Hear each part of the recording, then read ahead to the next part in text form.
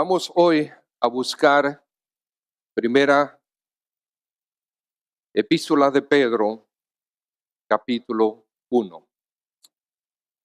Primera epístola de Pedro, capítulo 1. Algunos se preguntan si realmente esta es la época en que el Señor Jesús murió y resucitó. Es una época que diferentes religiones celebran como si así fuera. Pues nosotros cuando vamos a las Escrituras, nosotros encontramos que el Señor murió en un tiempo donde se celebraba la Pascua. Y la Pascua se celebraba una vez al año en el mes de Nisán, justamente el día 14 del mes de Nisán. Entonces, el mes de Nisán, el día 14, corresponde a principios de abril. Y entonces, sí, podemos decir que sí, esta fue la época cuando el Señor Jesús sufrió la cruz, murió y también resucitó. Hoy, este día, a través de no solamente de la República Dominicana, sino a través del mundo, se celebra el Día de Resurrección. Hay muchas iglesias que tienen la costumbre de reunirse, en vez de el culto normal, se reúnen a las 6 de la mañana, porque para celebrar el hecho de que el Señor Jesús resucitó justamente en el momento del alba. Y pues muchas iglesias lo celebran de esa manera. Vamos a leer primera de Pedro, capítulo 1, versículo 1 al 5. Dice así las Escrituras.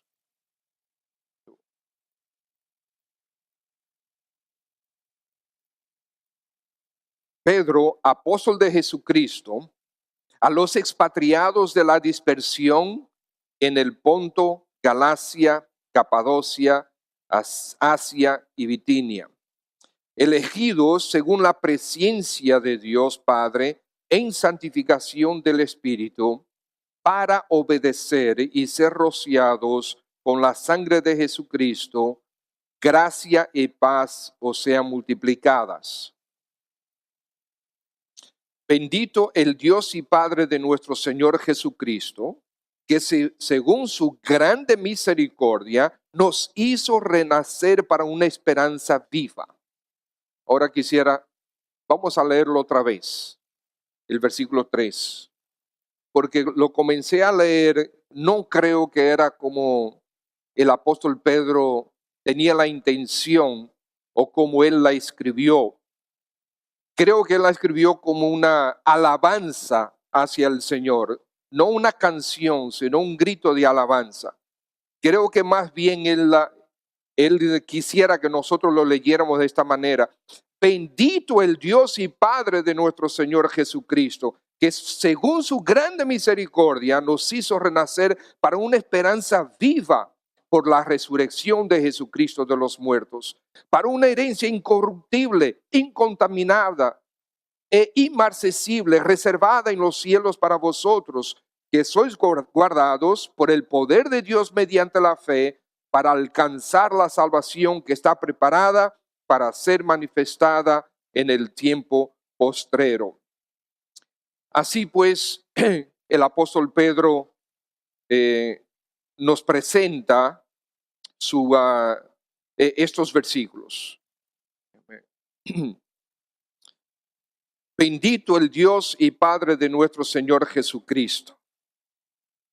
Habla de la gran misericordia de Él, habla de la esperanza viva, habla de la herencia, habla de la salvación, y todo esto es posible por la resurrección de Jesucristo de los muertos. El tema de la resurrección del Señor Jesús es muy familiar para nosotros. De hecho, probablemente demasiado familiar. Es un tema que nosotros tratamos constantemente durante el año. Nosotros no nos referimos a la resurrección de Cristo una vez al año. Nosotros constantemente estamos hablando de nuestro Señor que ha resucitado y que nuestro Señor viene otra vez. La resurrección del Señor Jesús es una verdad que debe ser celebrada con entusiasmo. Debemos entonces, si deseamos, recordar las bendiciones que nos ha traído la resurrección de Cristo, que ha hecho posible la resurrección de nuestro Señor. El apóstol Pedro, al escribir esta carta, se entiende que él escribió esta carta a mediados de los años 60, cuando Nerón ya estaba en plena forma de desquicio. Fue ese año, el año 64, que Nerón inició la persecución contra los cristianos, acusándoles de haber iniciado un incendio en Roma que destruyó una tercera parte de Roma la noche del 18 de julio de ese año 64. Muchos estaban acusando al mismo Nerón de que él había iniciado el incendio contra Roma, porque él estaba desquiciado definitivamente. Nerón murió con 34 años de edad y él reinó durante unos 10 o 12 años. O sea que imagínense que él inició bastante joven. Nerón, para defenderse de las acusaciones, quiso buscar un chivo expiatorio. ¿Y realmente quién no se iba a defender? Los cristianos.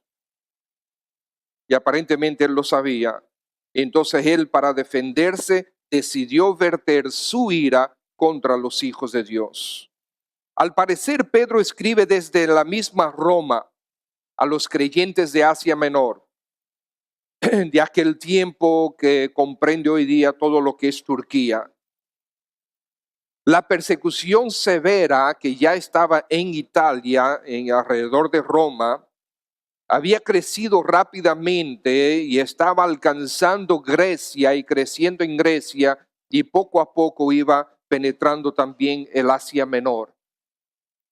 Pero aparentemente para el momento que ellos reciben la carta, todavía no parece que Asia Menor está bajo la misma crueldad que está sucediendo en Roma en ese momento. Pero Pedro les envía una carta llena de esperanza en sus venas. Una carta para estos creyentes, por lo que les espera. Y por lo tanto ellos deberían mantener sus ojos en Cristo. Él escribe desde Babilonia, capítulo 5, versículo 13, y ahí primera de Pedro.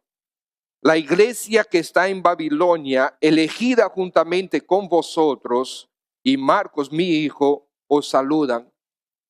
Muchos comentaristas entienden que cuando él se refiere a Babilonia, él se está refiriendo a Roma, y que él lo utilizó Babilonia para no identificar su lugar, delatar su lugar de origen.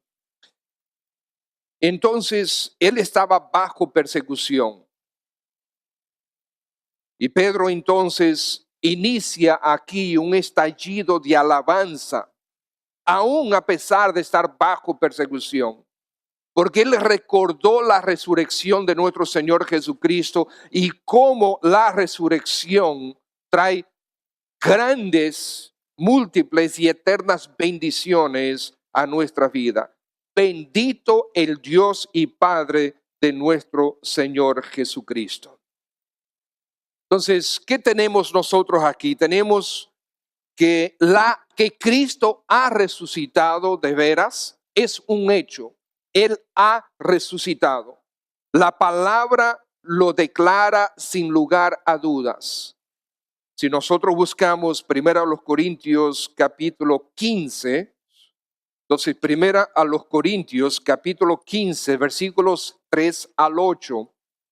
Vamos a leer ese pasaje. Primera a los Corintios 15. Dice así la palabra de Dios. Además os declaro, versículo 3. Versículo 3. Porque primeramente os he enseñado, dice Pablo, lo que asimismo recibí, que Cristo murió por nuestros pecados conforme a las Escrituras, y que fue sepultado y que resucitó al tercer día conforme a las Escrituras, y que apareció a Cefas y después a los 12. Después apareció a más de 500 hermanos a la vez, de los cuales muchos viven aún y otros ya duermen. Después apareció a Jacobo, después a todos los apóstoles, y al último de todos, como a un abortivo, me apareció a mí. También tenemos en 1 Corintios capítulo 15, versículo 17 y versículo 20. 1 Corintios 15, 17 dice, y si Cristo no resucitó, vuestra fe es vana. Aún estáis en vuestros pecados. Pregunto, ¿ha sido tu fe vana, sin sentido? ¿Has tú creído en vano? Tú sabes muy bien que no. Tú sabes muy bien que no. Que Cristo sí vive por medio de su Espíritu en ti. Tú tienes hartas evidencias en tu vida y en la vida de los demás de que Él sí vive. Versículo 20. Mas ahora Cristo ha resucitado de los muertos. Primicias de los que durmieron es hecho. La Escritura declara de manera tajante de que Cristo ha resucitado. El mismo Señor lo profetizó.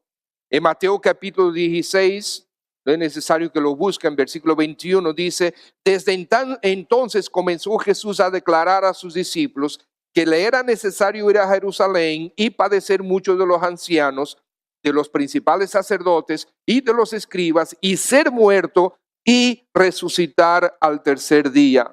También Mateo 26, versículo 32, el Señor dice, pero después que haya resucitado, iré delante de vosotros a Galilea. Juan capítulo 2, versículo 19, respondió Jesús y les dijo, destruid este templo y en 3 días lo levantaré. Dijeron luego los judíos, en 46 años fue edificado este templo y tú en 3 días lo levantarás. Mas él hablaba del templo de su cuerpo. Por tanto, cuando resucitó de entre los muertos, sus discípulos se acordaron que había dicho esto y creyeron la Escritura y la palabra que Jesús había dicho. Pues el Señor mismo lo profetizó. Y hay pruebas incuestionables, hermanos. La cantidad de testigos, como nosotros vimos. Cantidad de testigos que vieron al Señor resucitado, que lo vieron morir, lo vieron ser crucificado, lo vieron morir. Muchos de ellos testificaron en su sepultura también y después lo vieron vivo. Los soldados romanos guardando la tumba con el sello del rey. Hay muchos que entienden que esto es cosa pequeña. Amados hermanos, eran un grupo de soldados no pequeño que habían sido designados con la asignación, con la función única de que nadie se robara el cuerpo que estaba dentro de la tumba. Nadie podía abrir esa tumba. Y los soldados sabían lo que significaba ese encargo. Ellos tenían que guardarlo con su vida. Y si algo sucedía, ellos tenían que pagar con su propia vida.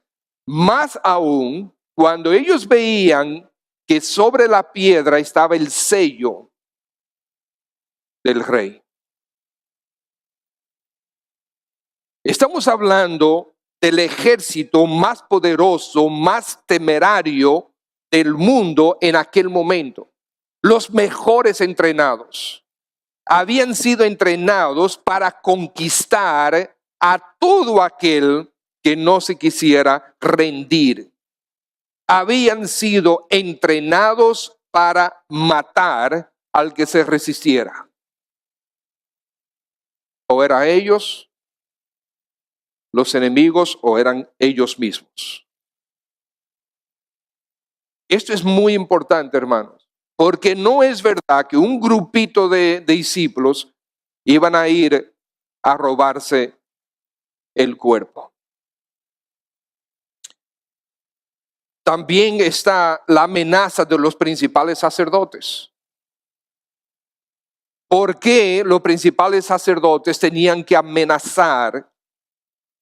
¿O cuáles iban a ser aquellos intrépidos en querer robarse el cuerpo por encima de los soldados, por encima del sello, y después ser perseguidos y recibir la misma tortura que Jesús recibió? El miedo de los discípulos que estaban escondidos también muestra que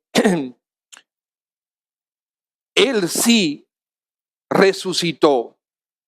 Porque el miedo de los discípulos, por lo que viene después, por la intrepidez que tuvieron los discípulos después, el hecho de que ellos estaban escondidos con miedo y después que vieron a Cristo resucitado, ellos completamente cambiaron y fueron usados por el Espíritu Santo para revolucionar el mismo imperio que había condenado y había asesinado a Jesús.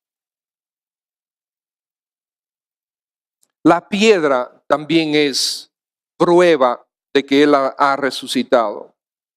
No había forma realmente de mover esa piedra. Quiero leerle algo que escribió Josh McDowell. La piedra que selló la tumba después que Jesús fuera sepultado no era exactamente el tipo de piedrita que hace saltar en una laguna.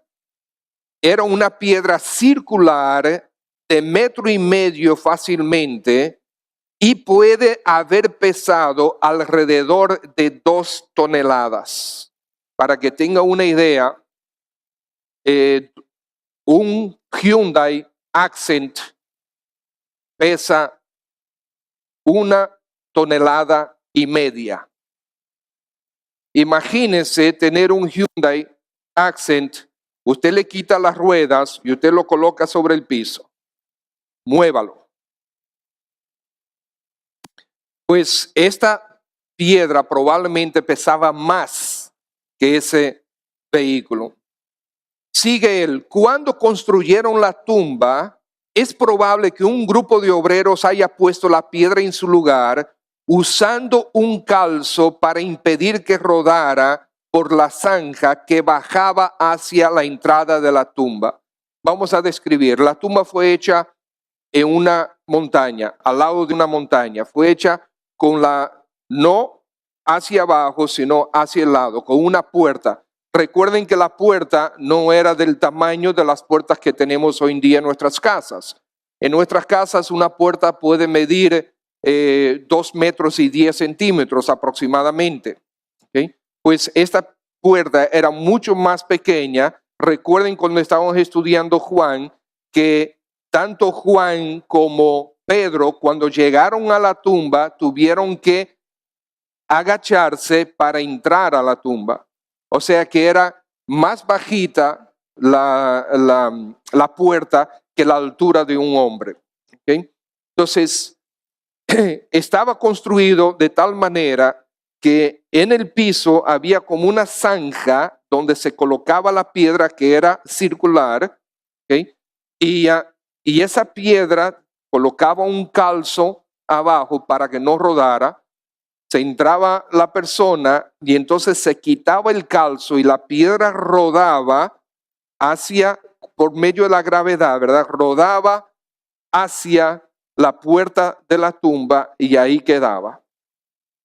Entonces, para quitar la piedra, había no solamente que mover la fuerza de en contra del peso de la piedra, sino también en contra de la inclinación que de manera natural hacía que la piedra rodara. Eso es lo que entienden los eruditos. Bien, para rodar una piedra de 2 toneladas en contra de su propio peso, en contra de la inclinación, algunos estiman que eran necesarios entre 9 y 20 hombres, de que no era algo fácil. Recuerden que cuando finalmente el Señor resucitó, los soldados se lo dijeron a los principales sacerdotes, y los principales sacerdotes le dijeron, digan que ustedes se durmieron. ¿Cómo? Sí, nosotros los vamos a defender, no se preocupen. Yo leí en un comentario que según algunos registros que ese comentarista, historiador encontró, a esos soldados fueron ejecutados. Yo no sé si es verdad, no sé de dónde él sacó esa información, pero eso leí. Porque era imposible, no era admitido eso. También otra cosa eran las vestimentas dejadas atrás y colocadas ordenadamente en su sitio. O sea, ¿quién va a robar un cuerpo? Okay. ¿Quién va a robar cualquier cosa siempre está apurado? Okay. Entonces, imagínense ustedes, van a robar el cuerpo de Jesús que está envuelto en lienzos y sábanas. Tiene además de eso 100 libras adicionales encima por las especies que que llevaron José de Arimatea y las mujeres. Y entonces ellos se toman el tiempo de quitarle las vestimentas. Y no solamente eso, sino ellos decidieron colocarlas ordenadamente en su sitio. Eso no tiene sentido. Además, es mucho más fácil cargar un cuerpo muerto envuelto que no estar envuelto. Entonces, hay muchas cosas que se dicen que no tienen ningún sentido, pero necesitamos señalarlas para que entendamos que las pruebas están a favor de que Cristo sí resucitó. O sea, nosotros lo creemos por fe porque la palabra de Dios lo dice, pero las pruebas también apuntan hacia eso. El peso del Señor Jesús, digamos que él tenía un peso de 170 libras. ¿Ok? ¿Por qué? Porque por más que ellos comieran mucho, ellos siempre caminaban. Entonces, no había forma de que ellos estuvieran gordos. ¿Ok? Quizás el único gordo ahí era Mateo, porque él estaba sentado siempre cobrando los impuestos, ¿verdad? Pero aparte de él, creo que ninguno de los demás. Hace muchísimos años atrás yo fui a un sitio llamado Los Montones. El Montazo se llamaba, el Montazo. Fui a predicar allá. Eso después que uno llega a San Juan, uno va hacia las montañas y penetrando las montañas, viajamos 1 hora y media por las montañas, sube y baja y da vuelta no sé cuánto y finalmente llegamos al Montazo. En aquel momento no había electricidad, no había carros, el único vehículo era el mío. Y una cosa que yo me di cuenta de algunas 20 casas que habían ahí, no había una sola persona que estaba sobrepeso, ninguno. Porque tenían que estar caminando todo el tiempo y además era trabajando agricultura y además era subiendo y bajando montañas todo el tiempo. Vamos a suponer que el cuerpo del Señor era 170, 180 libras. Más las 100 libras de especie, estamos hablando casi 300 libras que tenían que cargar. Un cuerpo de 270, 280 libras no se carga así fácil.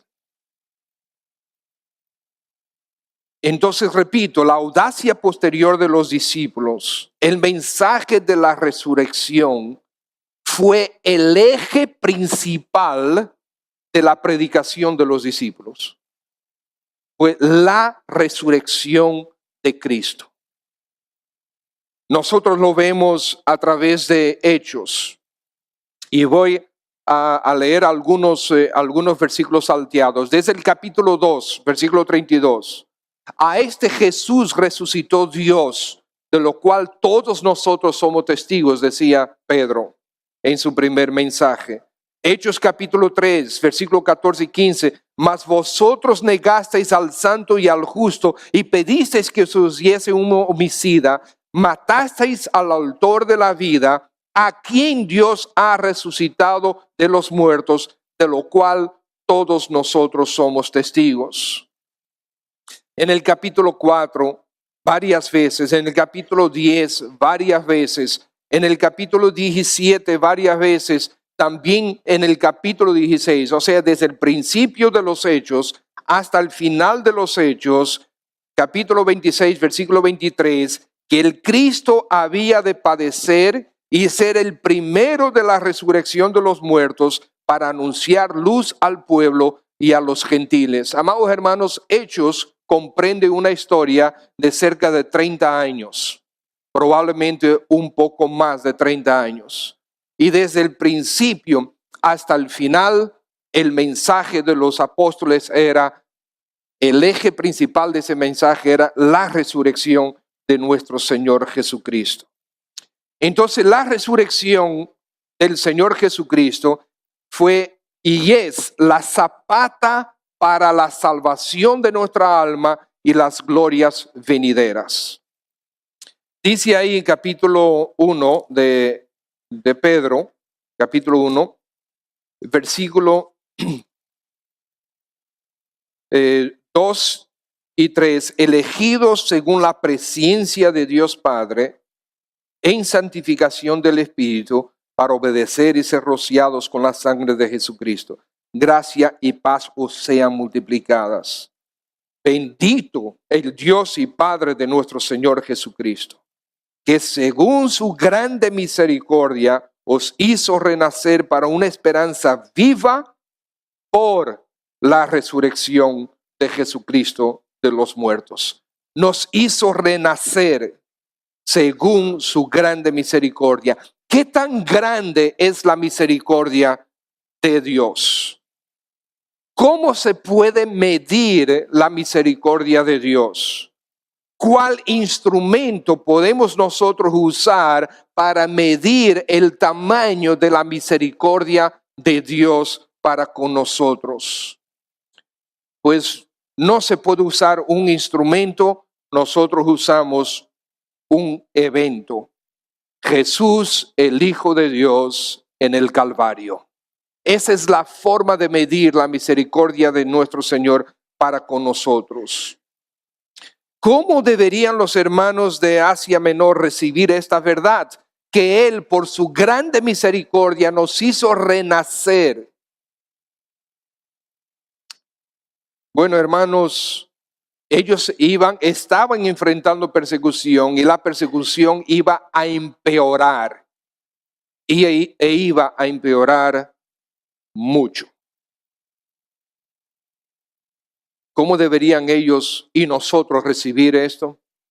Amados hermanos, nuestra vida ahora y aquí es pasajera. Esta tierra no es nuestro hogar. Y esto, cuando pienso en esto, me da tristeza ver una cantidad enorme de hijos de Dios que viven hoy, aún en nuestra iglesia, aún en nuestro país, como si esta vida ahora fuera la razón de toda nuestra vida. Esta vida no es nuestro destino.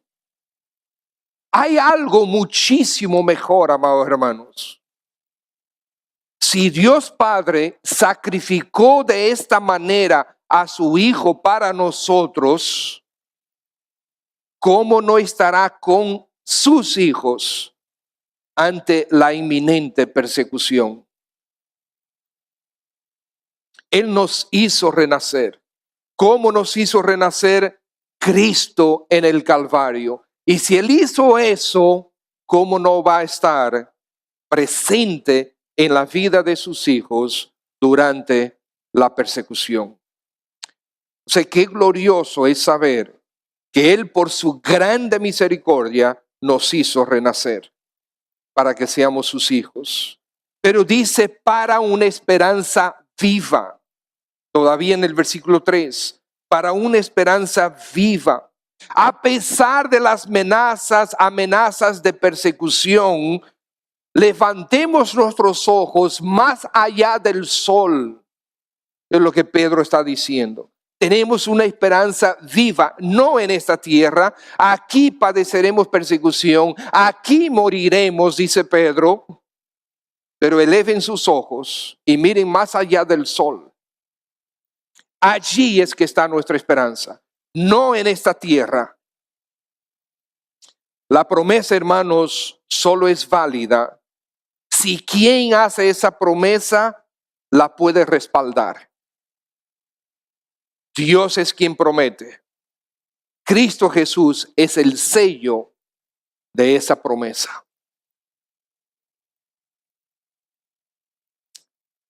Tenemos una esperanza. Y esta esperanza es viva. Y es viviente. Es una esperanza segura. No es algo que yo solamente anhelo que suceda.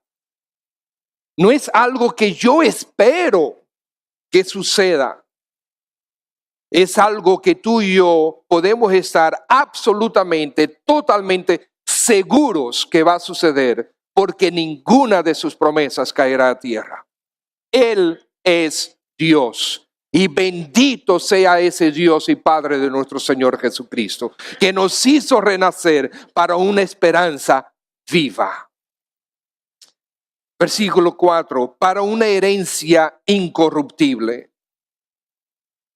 Amados hermanos, esta vida no es el plan de Dios como nuestro destino. Él nos dio vida eterna, vida para siempre en su presencia. No habrá más pecado, no más dolor, no más lágrimas, no más sufrimiento. Sí, gloria, gloriosa dicha, santidad absoluta, gozo y alegría con los santos y con los ángeles. Glorioso sentido de propósito también. Cuando nos unamos al Rey de Reyes en su reinado en la futura tierra. Esta herencia es una herencia sin comparación aquí en la tierra. Es una herencia incorruptible, versículo 4. Significa que no se degrada. Nada va a alterar esta herencia. Amados hermanos, si tú recibes una herencia que es, digamos, una colección de obras de arte, de pinturas, eventualmente, con los años, esas pinturas van a sufrir. Por eso es que los museos tienen luces especiales y colocan estas obras de arte con protecciones especiales por la luz y para que no lo toquen y para que el ambiente y para que el polvo, y protegerle de todo eso. Lo hacen todo lo posible para preservar estas obras de arte. Preservar el valor que ellos le dan a esas obras. Pues nuestra herencia es incorruptible, es incontaminada, no pierde valor, nada la contaminará. Nuestra naturaleza de pecado habrá sido erradicada. Aleluya, mis hermanos. Esta herencia no será siquiera contaminada por nosotros mismos. es inmarcesible, no se desvanece en calidad ni en belleza. Es una herencia gloriosa que el Señor nos tiene. Y es para salvación. Dice el versículo 5, que sois guardados por el poder de Dios mediante la fe para alcanzar la salvación que está preparada para ser manifestada en el tiempo postrero. Un momento. Pero entonces, ¿somos salvos o no somos salvos? Pedro dice aquí, somos guardados por el poder de Dios mediante la fe para alcanzar la salvación. Eso suena como en el futuro, ¿verdad?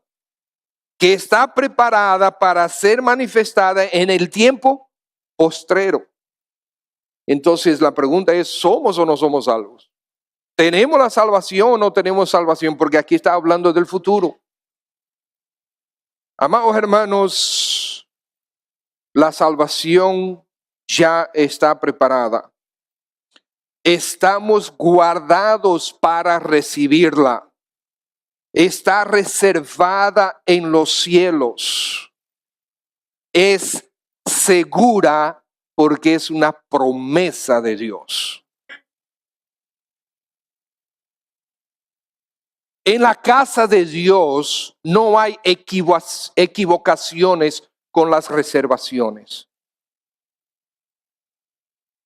Nosotros tuvimos que cambiar de hotel para este retiro de matrimonios porque hubo problemas con las reservaciones. Pero en la casa de nuestro Dios no hay problemas con las reservaciones. Dice que nuestra salvación está preparada, está reservada allá para nosotros. Gloria al Señor. Nuestra salvación es presente porque la promesa de Dios es inalterable, es segura y por tanto presente. Entonces, amados hermanos, si el Señor dice, tú serás salvo, adivina qué. La salvación es segura. Porque es su promesa, es su palabra. ¿Cuándo es efectiva esa salvación? Bueno, ya podemos contar con ella. ¿Por qué? Porque Él prometió. ¿Cuándo va a ser realmente efectiva esa salvación? O cuando Cristo venga a buscarnos o cuando nosotros pasemos a Él. El apóstol Pablo dice que estar presente en el cuerpo, estar ausente al Señor, pero estar ausente del cuerpo es estar presente al Señor. Por lo tanto, si la muerte física es la puerta de entrada a experimentar de manera tangible esa salvación, bienvenida sea. Tantos creyentes tienen miedo a la muerte. Está bien que nosotros tengamos miedo o preocupación o no querramos el sufrimiento que a menudo está asociado a la muerte. Eso es diferente a tener miedo a la muerte. El Hijo de Dios no puede tener miedo a la muerte. Si tienes miedo a la muerte, debes repasar tu salvación o tu conocimiento de la palabra. Porque Pablo dijo claro, es muchísimo mejor. Pablo dijo claro que él prefiere eso.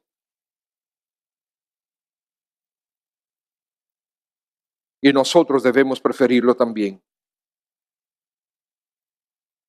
Ahora, amados hermanos, vamos a Efesios capítulo 1.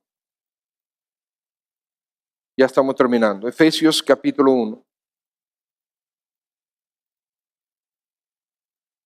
Dice Pablo, apóstol de Jesucristo por la voluntad de Dios, a los santos y fieles en Cristo Jesús que están en Éfeso.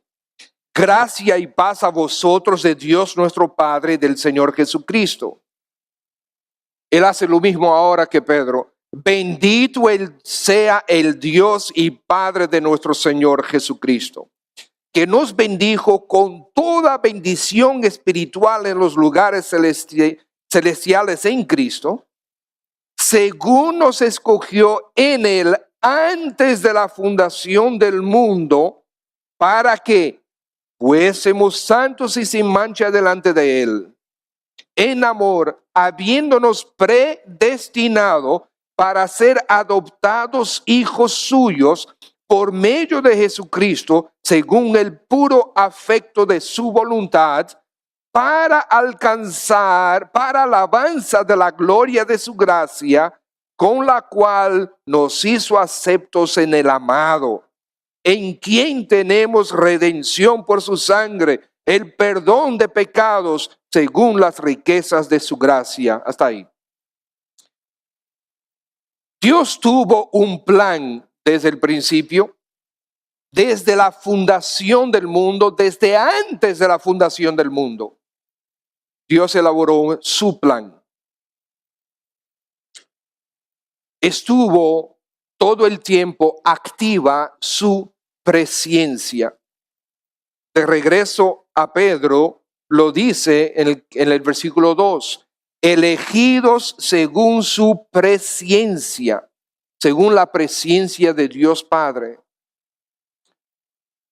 Pero Jesús, el Hijo de Dios, tuvo que encarnarse. Dios tuvo su plan antes de que el tiempo existiera, antes de que nada existiera. Dios es, y Él tuvo su plan, ideó su plan.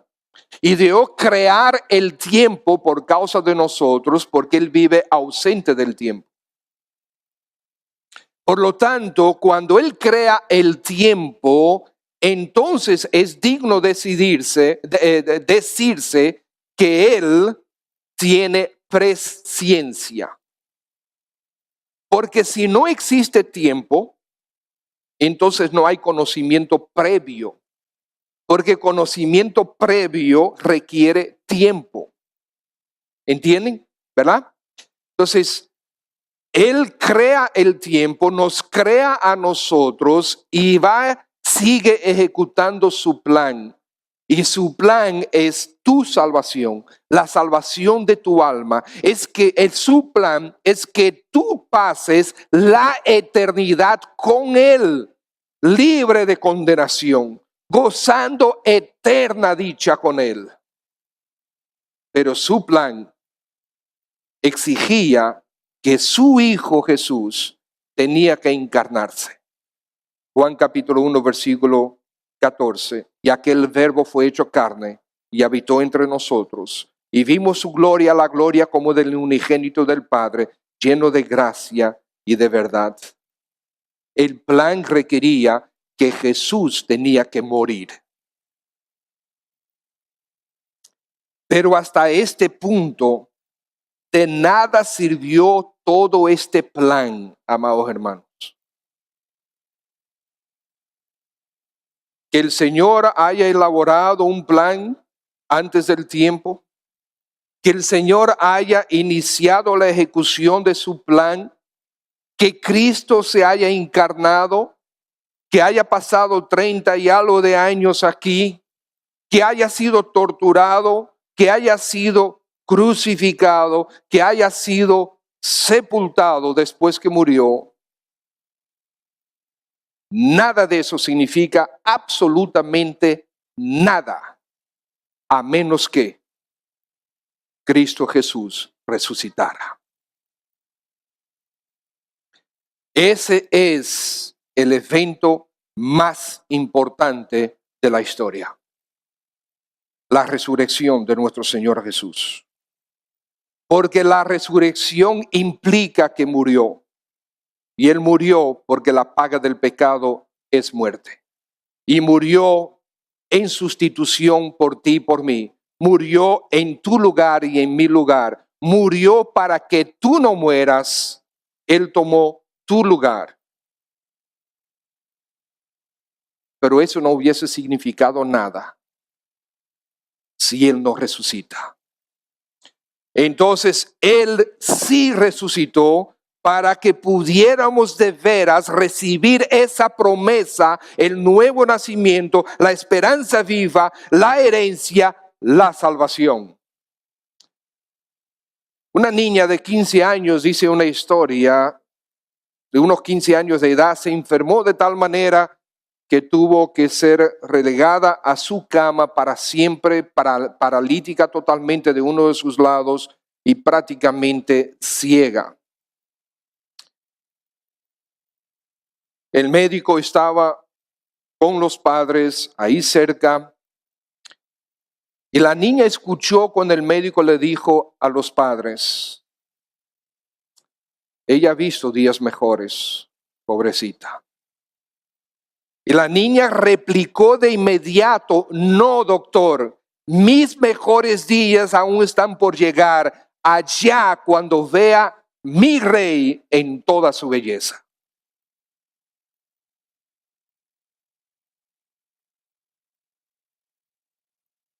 Nuestro Señor Jesucristo ha resucitado. Él está vivo y porque Él vive, no tememos al mañana. Y porque Él vive, seguro estoy. Y porque Él vive, tengo vida eterna y tú la puedes tener también. Si solamente confías en Él. Esa es nuestra esperanza. Esa es nuestra esperanza. No hay nada que pueda sustituir esa verdad. No hay riquezas, ni sabiduría, ni placeres mundanos, ni ambiciones terrenales. Nada de estas cosas puede traernos consolación a la hora de la muerte. Solamente creer en Cristo vivo. Él es nuestro Señor. Él es mi Señor. Él es mi Salvador. Por su gracia, no porque lo merezca.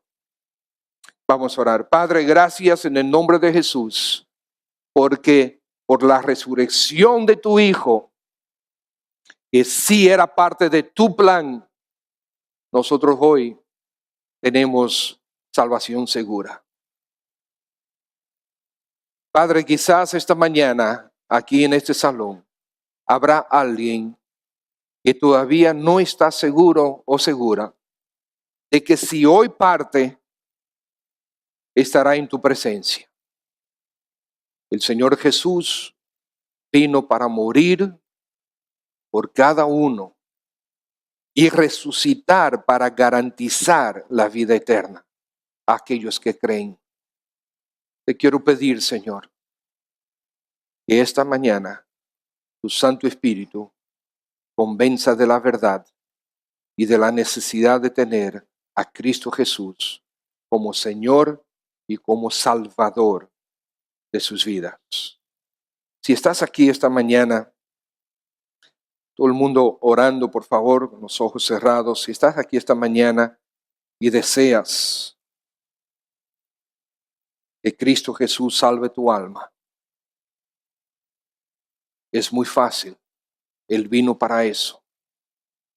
Si quieres el perdón de tus pecados, si quieres la garantía de la vida eterna, yo no te la puedo dar, esta iglesia no te puede dar, nadie te la puede dar excepto el Señor Jesucristo. ¿Quieres tú hoy recibir el perdón de pecados y la vida eterna? Si deseas, puedes hablar ahí en tu asiento con el único que te puede perdonar y te puede dar a esa vida eterna, el Señor Jesús. Ahí en tu asiento tú puedes hablar con el Señor. Y yo te voy a dar una idea, pero tiene que ser tu oración, tu conversación con Él. Dile: Señor Jesús, reconozco que tú eres el Salvador único y santo. Yo he pecado contra ti y mi pecado merece la condenación. Pero Señor Jesús, también sé que tú quieres salvarme, por eso fuiste a la cruz, por eso resucitaste. Ahora, Señor, perdona mis pecados, por favor. Ahora, Señor, ven a mi vida. Sé mi Señor, sé mi Salvador. A partir de ahora, quiero vivir para ti.